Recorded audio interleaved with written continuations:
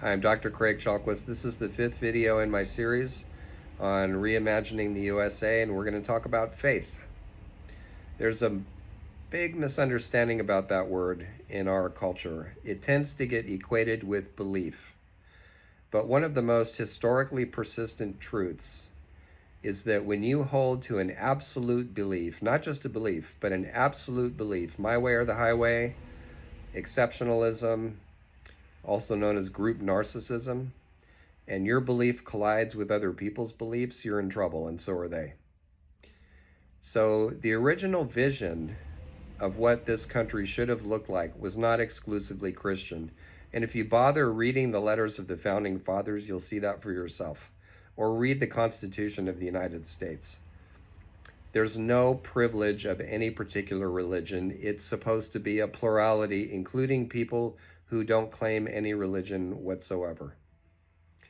But I'm using faith not just in the terms of being a person of faith, but also faith in terms of hoping for better possibilities, faith in terms of vision, faith in terms of seeing that how things are right now don't need to be how things are tomorrow. Having the faith that we can make change, having the faith in people and in ourselves as well. It's hard to have faith at a time when things are so polarized and there might be millions of people who you ardently disagree with.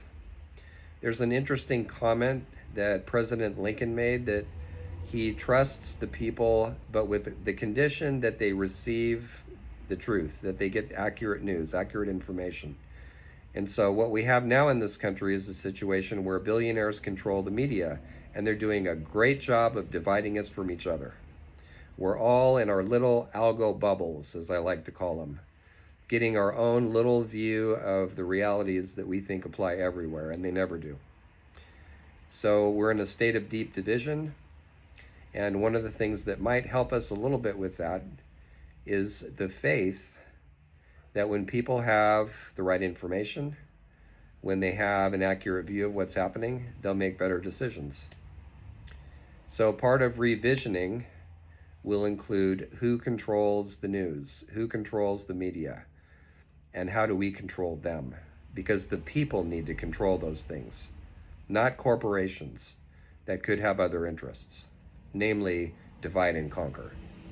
We need to be in the driver's seat of all of that. Faith that we can actually do that, faith that we can move forward together and make it happen, that we can overcome our differences. And with faith also goes hope. And hope is one of those things that, it's funny, the people out in the field struggling, the people out in the neighborhoods and the streets, they often, there's exceptions to this, but they often are the ones who advocate the most for hope. Thinking of people like Rebecca Solnit, Martin Luther King Jr. had a whole volume of speeches called A Testament of Hope. He talked about it, other people. And yet it's oftentimes the intellectuals and the philosophers who say, we don't need hope. Hope takes us away from where we are. Hope is an illusion and things like that. And the distinction that fails to get made here is between authentic hope and unauthentic hope, or fake hope, or false hope, right? False hope is the child position psychologically of, I really hope that things will change, but you're not willing to do anything about it, right? So that's not hope. That's actually a form of despair pretending to be hope. I'm talking about something more along the lines of active hope, of the expectation that things can be different, that we can make a difference, that we are the voice of our epoch and also of our time. So hope in that sense. And I'll finish with a story. We've all probably heard some remnant of the myth of Pandora, who actually I consider a goddess. She opens her famous jar. It's been called a box, but she opens her jar and all the supposed evils of the world come out, illness and old age and all the rest of it. What actually comes out is mortality. So one could say that Pandora makes us human. But wherever you weigh in on that, the last thing in the jar is hope. And hope, too, is a goddess. In different pantheons, in different folklores, hope goes by different names because she is there for us. She's the one who makes all the effort possible, as long as we listen to her and give her some kind of space in the heart. So Hope can help us move forward as well.